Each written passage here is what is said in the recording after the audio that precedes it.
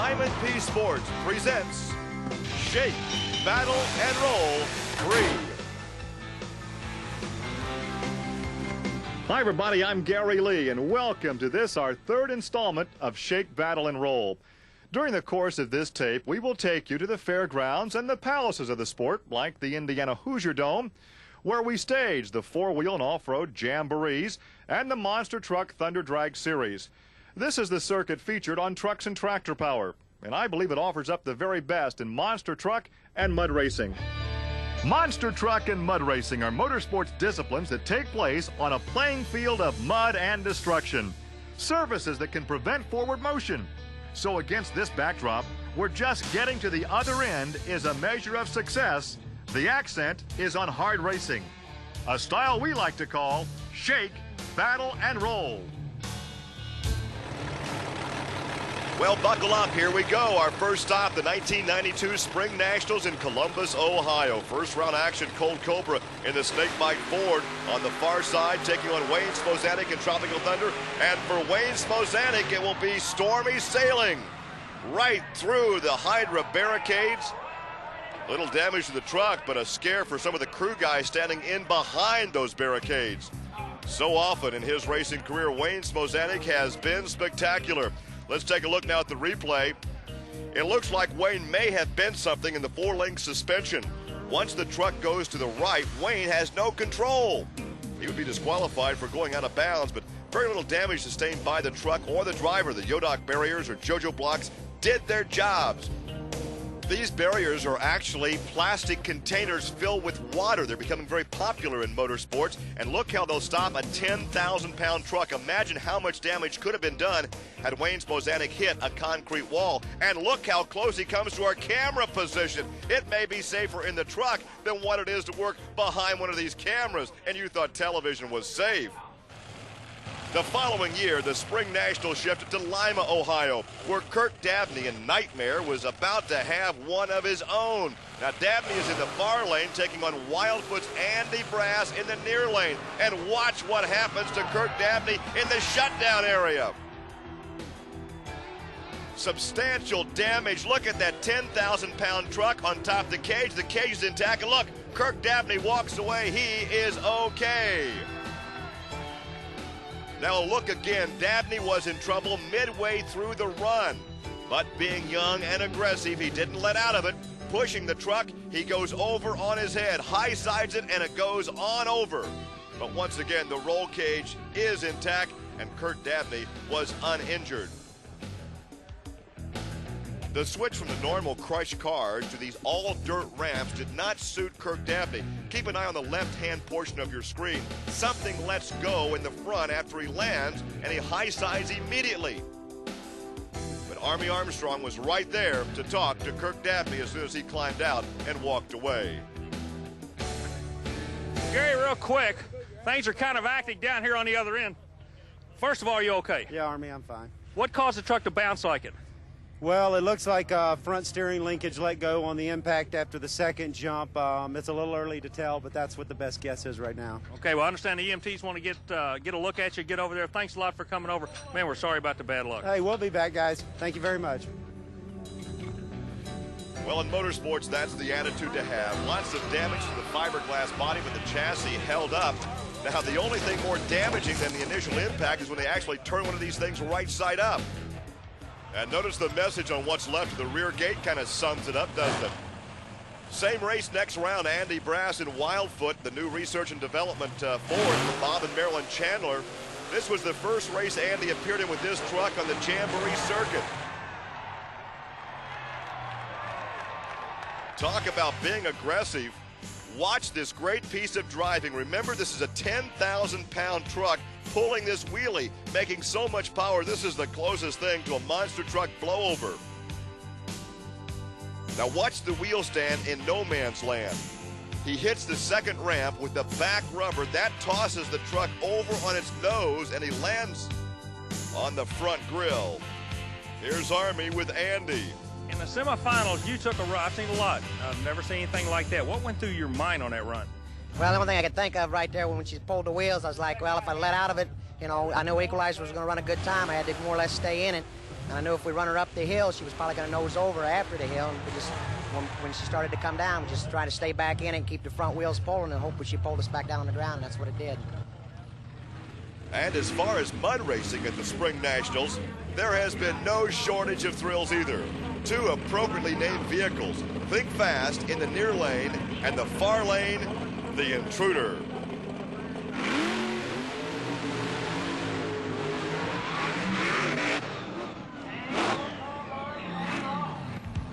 Well, that's what you call a hold your breath run for both Mike Jennings and Tom Marsh.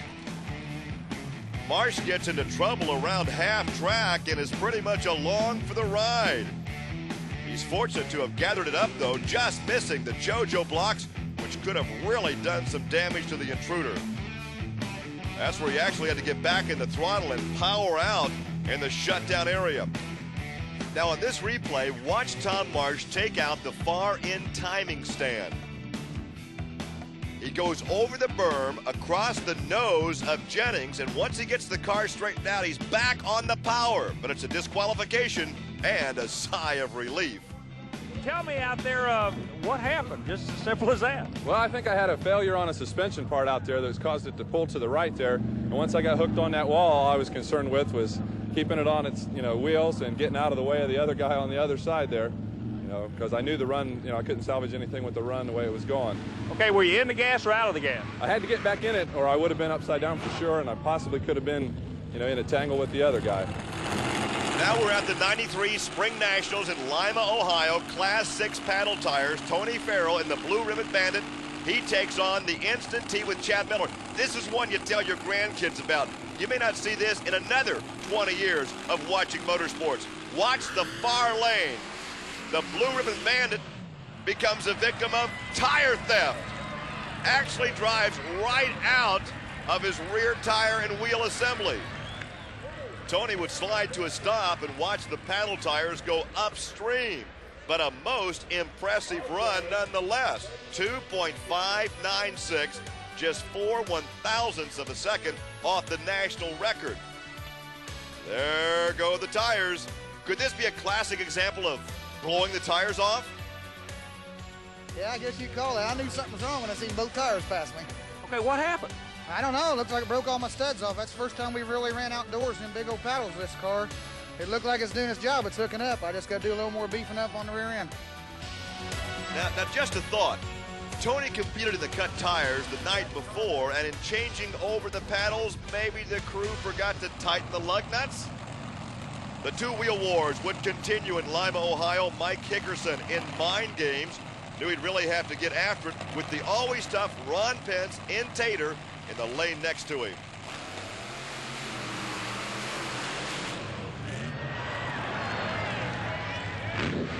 And it's showtime in the shutdown area. Look at him rock and roll inside that roll cage as he slides to a stop. Now on the replay, Hickerson picks up the front end. Now coming into the shutout area, he burps the throttle, and that's when he provides us with an unusual view of the undercarriage of that Bucket T Roadster.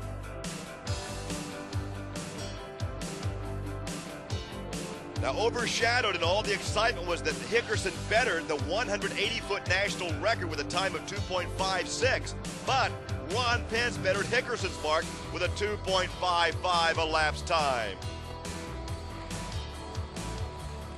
Next, Henry Mattingly in Magnum Force over in the far lane, taking on Mike Yosha in Hyperactive. But it's Mattingly who gets a little jumpy.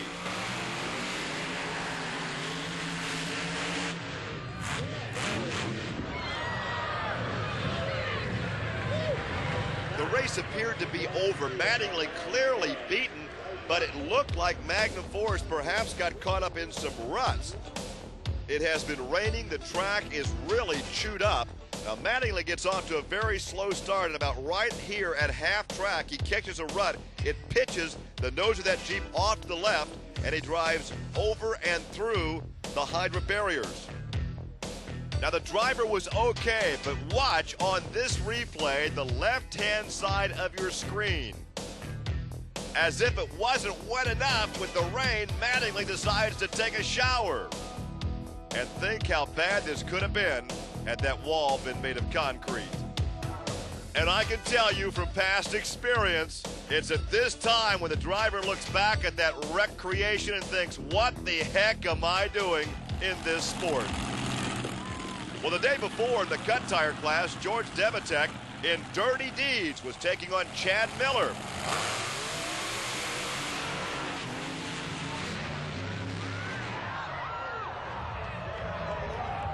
A frightening few moments for Devitek, who gets upside down in the mud, where the mud can actually get inside the cockpit, inside the helmet, but the emergency crew is there right on the spot.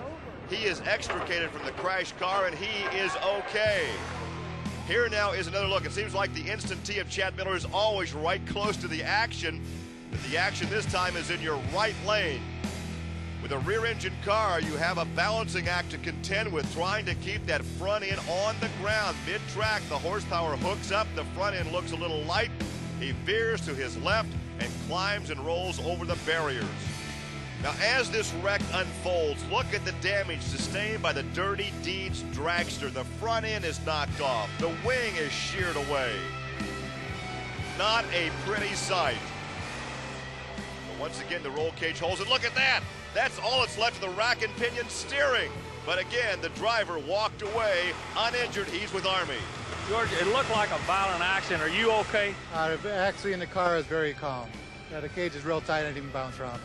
EMT's right on the spot, a good chassis. You knew it was kind of a dangerous sport going in, but everybody's doing everything they can to make it as safe as possible. I'm glad you're okay. Do you have any idea what caused the accident? The man on the line said the steering let go as soon as the wheels picked up. He said there was no steering, and I think he's right because it went to the barricades and there was nowhere to go. What do you think of these safety barricades now? I love them. I love them barricades, yeah. Thank you. I love them barricades. That's the sentiment shared by many racers on the Jamboree circuit. Here now we share some more excitement from Columbus and Lima, where spring was in the air and plenty of action was on the ground.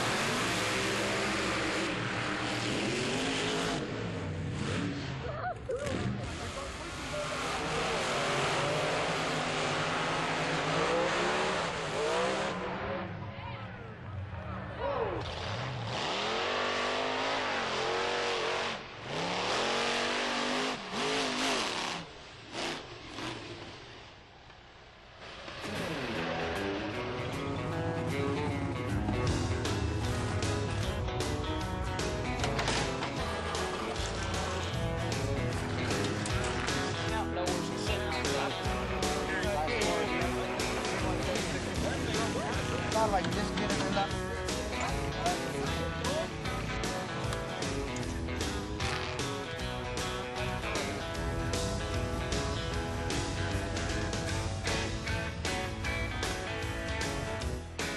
Well, these jamborees certainly are a kaleidoscope of sound, action, and emotions. On now to the Midwest Nationals. You know, they call Missouri the show-me state. Well, some of the things we've witnessed here in Sedalia, you just have to see to believe. We've often wondered if they built the mud pit over ancient Indian burial grounds. 16-year-old Chris Badling in a Jeep, just do it. Here clearly beaten by Jim Bamford, but his problems didn't end at the finish line. Now keep in mind, this is the first time for this teenager in a mud racing vehicle. What an experience the first time out. He's hanging upside down in the harness system. The emergency crew right there on the spot. He's uninjured, but look at his head hit the dirt as he releases the harness. He's okay, but I tell you, he's going to have a case of racing rheumatism tomorrow. Now watch again. Coming out of the shutdown area, he tucks a right rear and violently goes over side for side. The throttle hung open. The nitrous oxide bottle is spit out, spraying everywhere, and he ends up upside down with fuel leaking on him. And remember, this is in slow motion. I wonder if his driver and instructor is watching. There goes the nitrous oxide bottle, spitting parts off the Jeep, but the roll cage is intact, and the driver's hanging upside down. Now remember, Fadling is only 16 years old, his first time ever in a mud racer, and after a 2.5-time barrel roll, I have to wonder if there'll be a second time in the cockpit for Fadling. Now this is just like hooking a rut with a sprint car. He gets her on the side and it goes over 2.5 times. This youngster is going to have one sore neck. He's tightly strapped in with a neck brace on, but look how much he moves around inside that protective roll cage. Again, this is a time when he has to be thinking, perhaps I should have taken up the sport of soccer. Look at the damage to the Jeep. But fortunately for the teenager, the safety equipment held, the neck brace, the helmet, and the seat harness, and he was uninjured. Now the following year at the same event, Jim McConville, Mr. Four-Wheeler, the far lane. Now it's the same lane that Fadling was in just a year earlier. He's taking on Gary Fain in the Jeep Mud Tough. Now remember what I alluded to earlier about these mud pits being on top of Indian burial grounds? A lot of action in the shutdown area. And there goes McConville once again, very similar to the crash involving the teenager 1 year earlier. He hooks and barrel rolls as he's about to come out of the pit. Now watch Jim's arms flapping about inside the cockpit on this replay.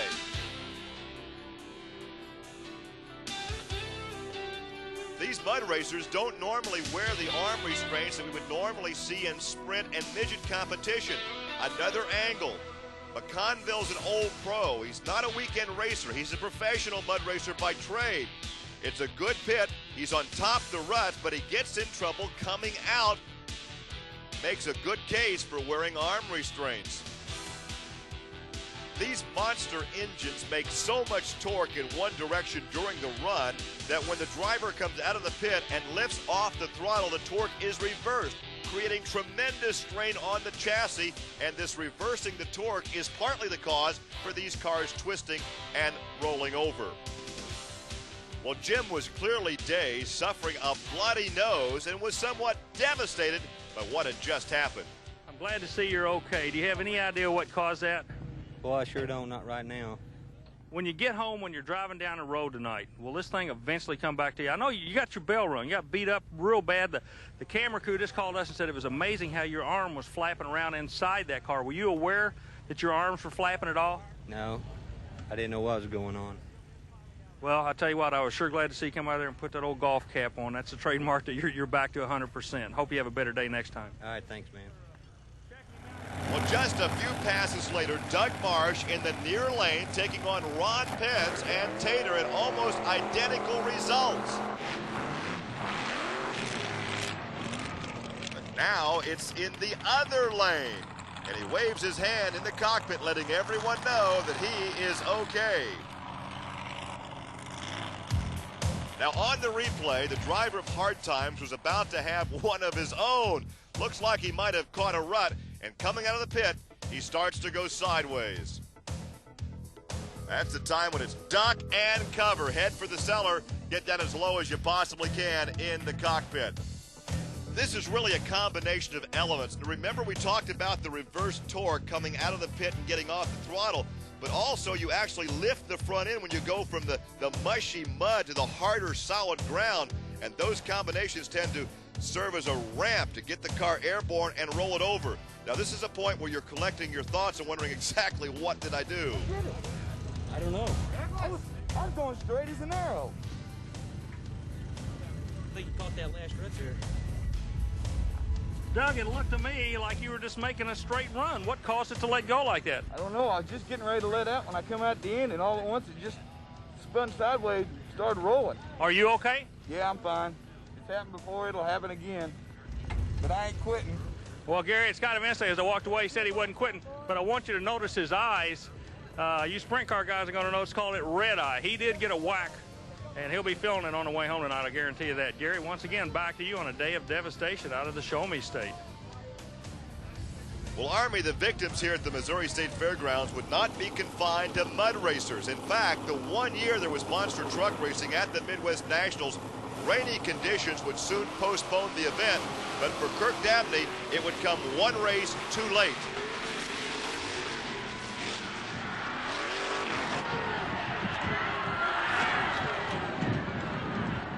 Well, Dabney was taking on Fred Schaefer, and obviously when you're racing barefoot Fred Schaefer, you have to push to the limit, but in this case, he may have pushed just a tad too far.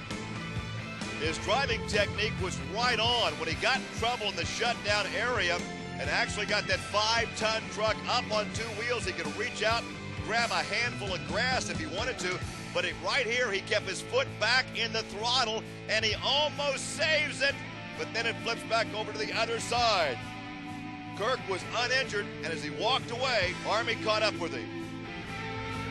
First of all, are you okay? Yeah, Army, I'm fine. Okay, you high-sided it back in the throttle. It looked like you're going to be able to pull it out, but it just didn't work for you.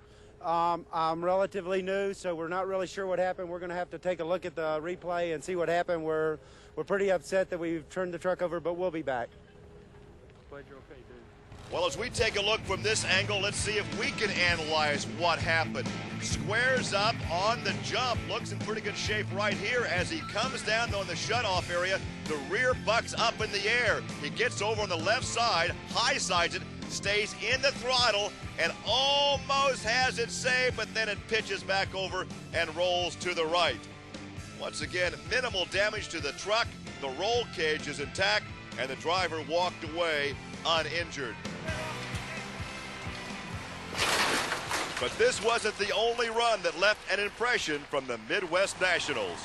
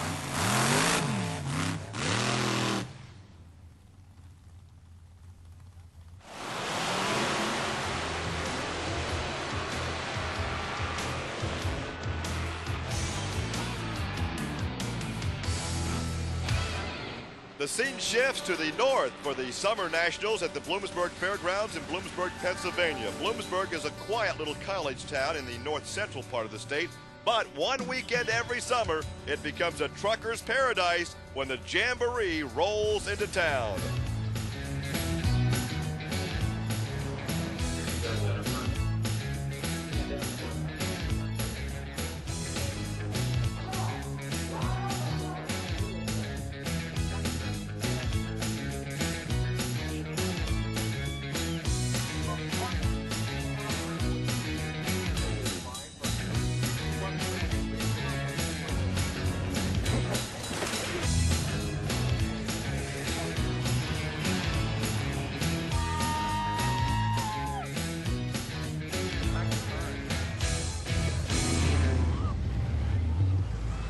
But all the attention shifts to the fairgrounds after a night of cruising where the ultimate off-road machines prepare to do battle.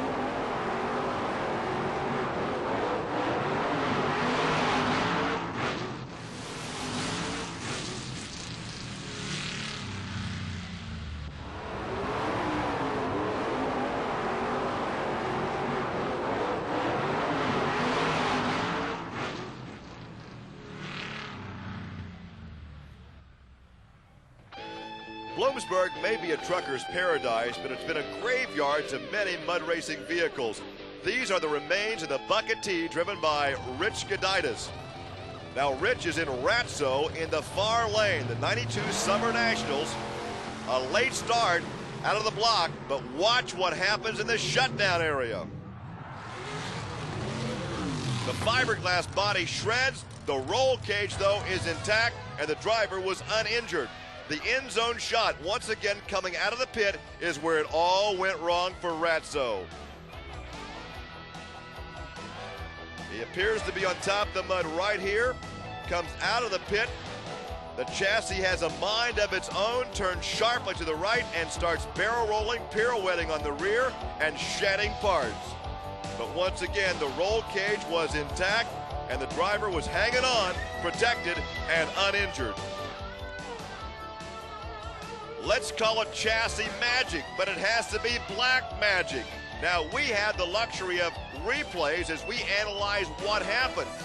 Poor Rich, fortunately, only had to go through it one time, and he's still shaking out the cobwebs when Army caught up with him. Looks like coming out of these pits are causing all kind of problems for a guy all year long. It seems like going through the pits one thing, but it's a whole different ballgame when you come out. Yeah, about three-quarter track, it caught a rut, and it just, when you hit the dry, it really turned me. Who built your chassis? They did an awfully good job. I did. You did? Yeah. Congratulations. Thank you. Well, a wreck like that is certainly tough on the loved ones. As we take a look at the remains of the front axle. Now, a few races later, Matt Ward, the Mystic Warrior from Mechanicsburg, is about to take center stage in Bloomsburg. Well, that's water from the safety barriers, not fuel coming out. The driver's okay. The safety equipment once again did its job. Now, Ward gets up on the berm. It looked like he might flip it over. He comes out of the pit, gets airborne, tucks to the side, and shoots across the other lane and collects the water barriers. Once again, less damage than had he hit a concrete wall head on. Now here's our ISO shot of Ward. Now watch the chassis flexing. He hooks a rut right there and launches it when he hits the right barrier. The sudden stop spins him around, and he hits the hydrant barriers. Water going everywhere, minimal damage, the driver is okay. The year before, same class, same bad luck coming out of that far lane. Dean Cloutier in Fireball taking on David Korbotnik in Loose Screw, and the Fireball is about to go up in a ball of flames. Talk about being spectacular, rolls over once, but still has the presence of mind to drive it away. Cloutier's unusual rear-engine Ford bucket did not handle well at all. Fishtailing in the pit, but he really gets in trouble in the shutdown area. He hits a bump, tries to collect it, and rolls it over. It's amazing he kept the engine going, rolls around on all fours, and drives it back to the pit area.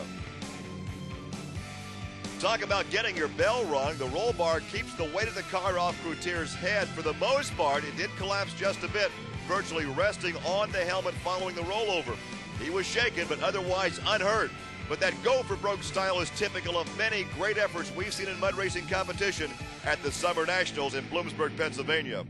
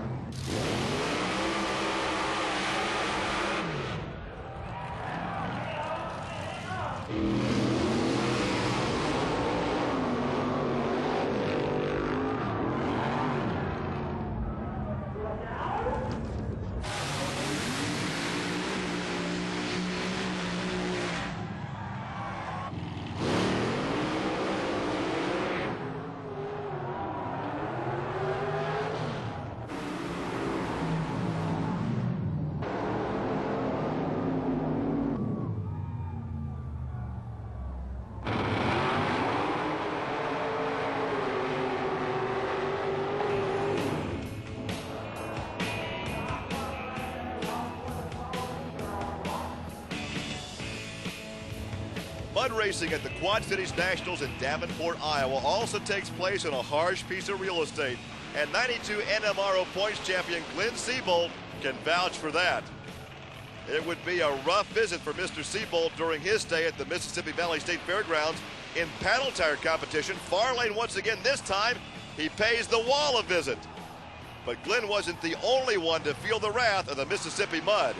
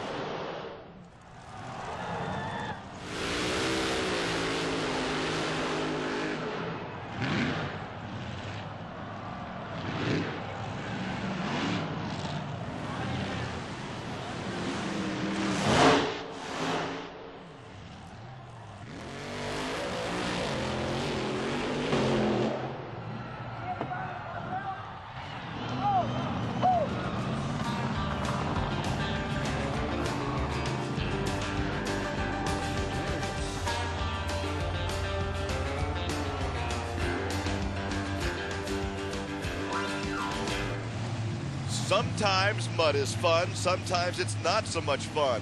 Here's a serious matter involving Ben Medina in the far lane.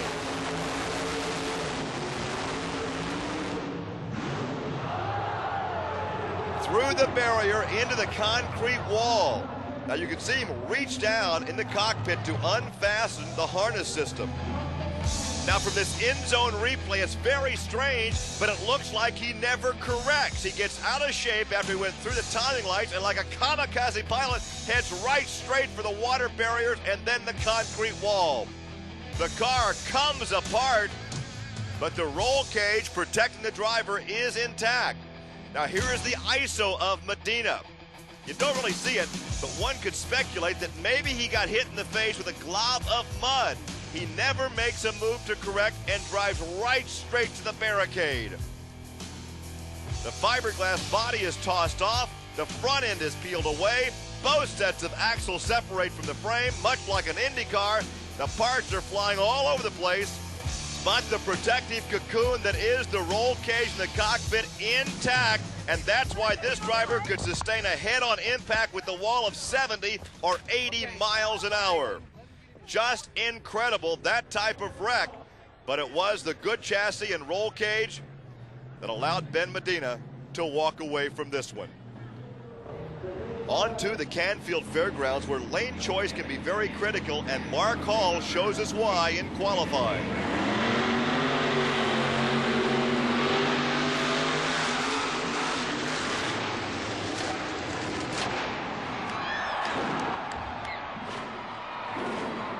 The Monsters compete on what is actually a pulling track.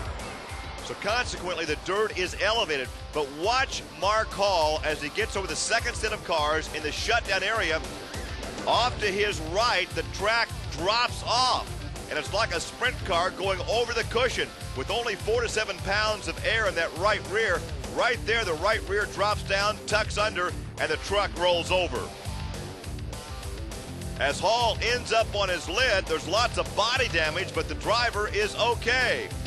From this end zone shot, now watch as Mark Hall clears the second set of cars. Watch off to the left as that right rear will actually drive off the edge of the track. And he starts a barrel roll. Now remember, this is a 5-ton truck, 10,000 pounds, barrel rolling like a child's toy. Now, there's a lot of body damage, but the truck was not severely damaged. In fact, Hall got back into the program and even posted a round 1 win. That exemplifies the battling spirit found at the Thunder Drags.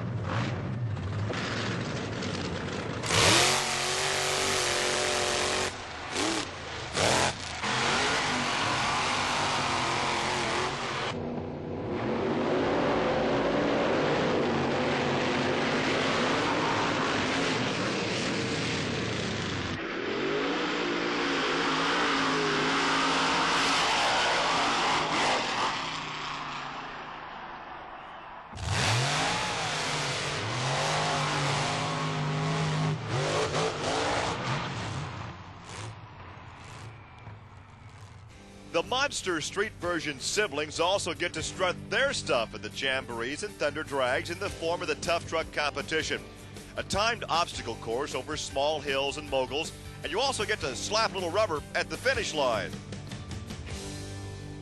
For many of these drivers, it's their shot at 45 seconds of fame, and often the roar of the crowd influences their right foot.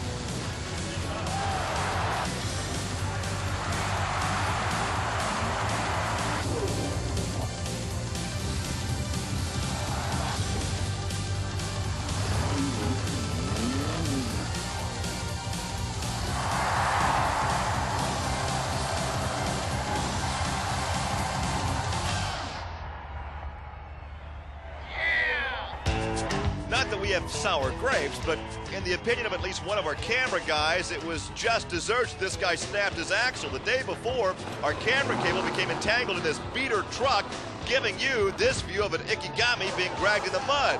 Not to worry, our crack engineers had the camera up and running in no time. Thanks to them, the camera would walk away to shoot another day. On that of the Fall Nationals in Indianapolis, we're just trying to get into the Monster Truck program, has provided us with some great thrills.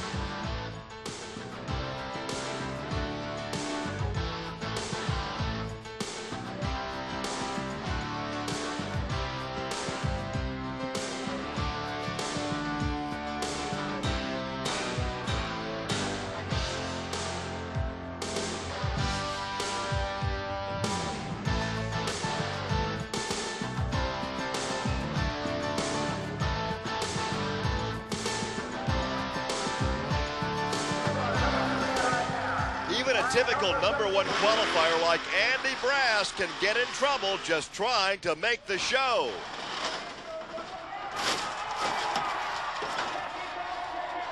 You can see the drive shaft off the rear has been dislodged.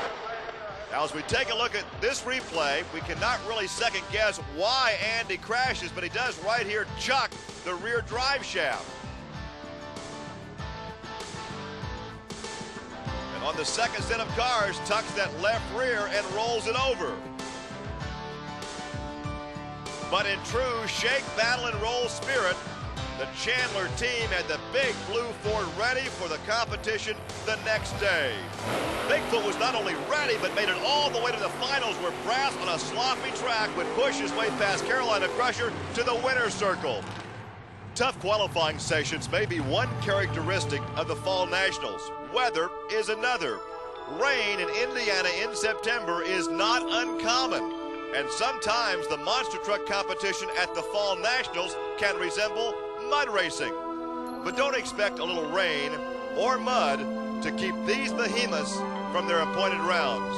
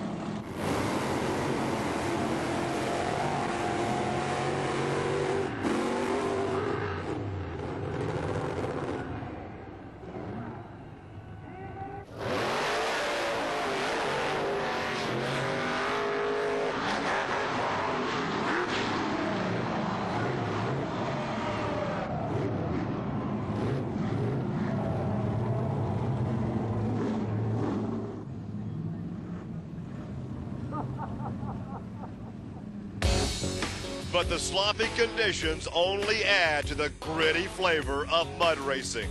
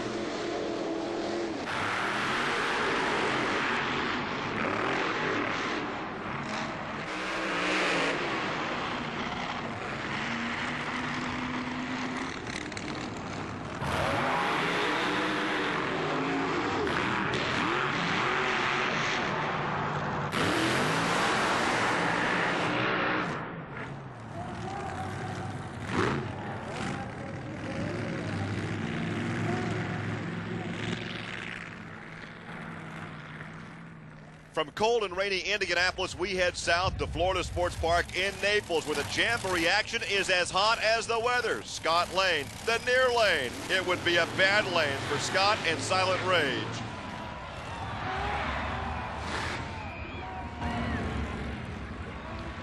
Well, he gets in trouble as he turns it over, but the safety crew is right there. He climbs out, and Scott was okay.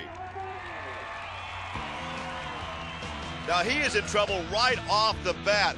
He gets in somebody else's rut, pitches off to the right. He overcorrects when he comes out of the pit. That right rear tucks over and sends him upside down. Now you can see the throttle is being winged right there. The rear wheels are still turning. Now it's difficult enough to come out of the pit straight and go from the soft mud to the harder ground. But he comes out sideways, and right there is where he gets in trouble. The car rolls on over, and notice the throttle, inadvertently nailing the hammer. And I can tell you he was juiced up with adrenaline.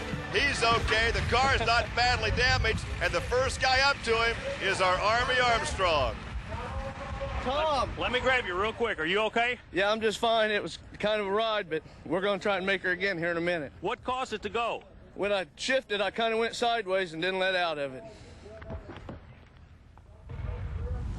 Well, now Mike Posina in the Race Masters chassis rear engine rail is about to set a new record for 140 feet, and he'll do it with a flourish. Now watch him in the far lane. He tries to avoid the junk cars, turns to his right. That's when the rail starts to barrel roll. In fact, barrel rolls across the top of the junk cars. He's just been notified he set the record. He's ecstatic, but watch again. He is headed for these crushed cars at maybe 80 or 85 miles an hour. It's the lesser of two evils. He turns sharply to the right to avoid hitting the cars head on and starts barrel rolling. Well, maybe it's a good trade-off. A crashed car for a new world record. One more look from behind the starting line. A short, shut-down area. Again, it's very wet down there, and he cranks it hard to the right, just like a sprint car tucking the left rear and going side for side. You think there may be some bittersweet emotions? Army Armstrong talked to Mike. Mike, I know the safety crew's talking to you. Let me grab you real quick. Are you okay? I'm fine. I'm just so happy. We've been working so long and hard trying to get this car running and proving to everybody we can do it. I'm just so happy. I ain't even worried about flipping the car now. We just set a new record. I can't ask for any more. I'll tell you what, the crowd loves you. We're going to let you get out of here. I'm glad you're all right, but I think your actions and your crew members' actions tell it all. It's a great to be #1. Yep, it sure is. Thanks, Army.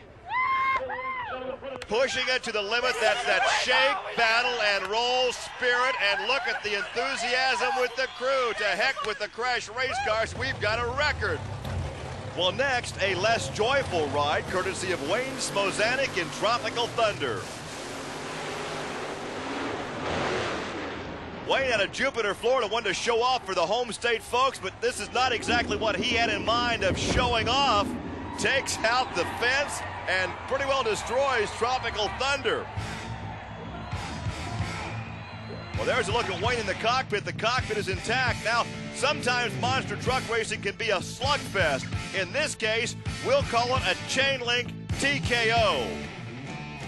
Now, notice that he is not straight when he hits that second ramp. There's no margin for error here at Florida Sports Park. He comes down hard on the right corner, shears off that right front, and then does a nose stand. If this were ballet class, we'd call this a pirouette. Not a position you want to be in when you're strapped in a 5-ton racing truck. And finally, after the long nose stand, the truck falls over, takes out the fence, but see, the cockpit is intact. Wayne starts to take inventory. He's okay, but not so for the truck. Now, this is where they race the swamp buggies, and right here over the second set of cars is where the sippy hole is. And that is the area that sank Wayne Smozanik. There for a moment, it looked like he had the measure of Bigfoot until he got crossed up in no man's land. The long nose stand, and there goes the outside chain link fence. But as always, Army Armstrong was there to talk to Wayne Smozanik. What caused it to bounce like that?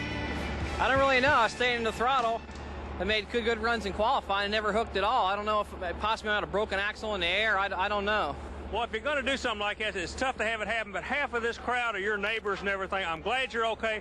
Another time, another day. Yeah, it's a bad time to wreck the truck. Well, Wayne's fence-clearing cartwheel was just an example of the thunder found down here in Naples, Florida.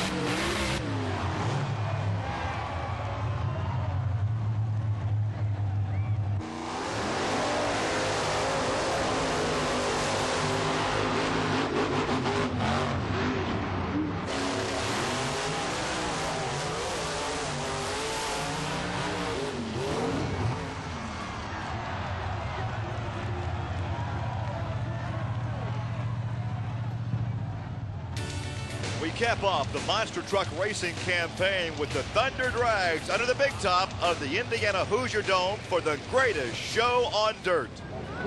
And here at the racing capital of the world, the kids love to get up close and personal with these monster vehicles.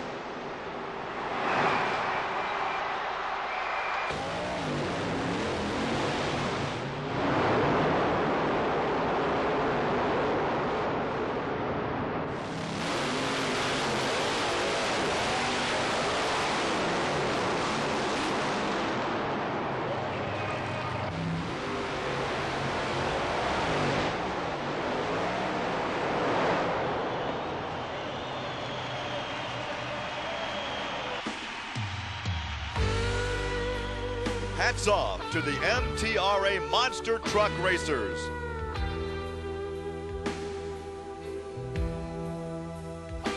Stand up and accept our applause for all the fireworks you deliver with your show-stopping side-by-side antics.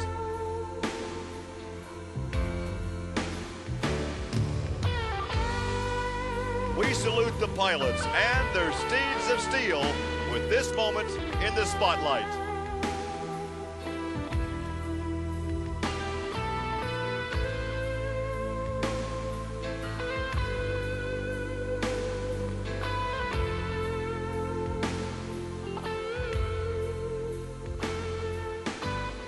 The sideshows and the Thunder Drags also help to cap off the season.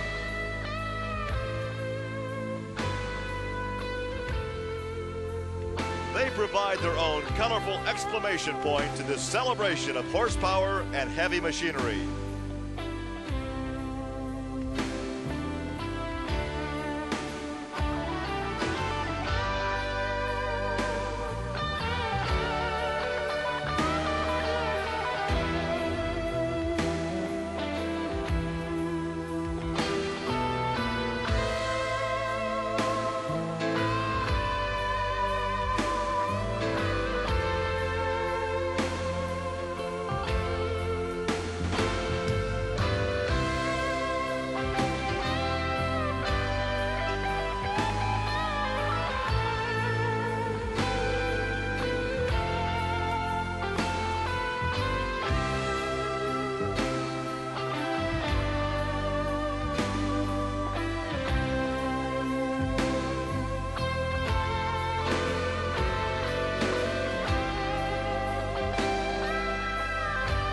Us at Diamond P, thanks for joining us. We'll see you next time we shake, battle, and roll.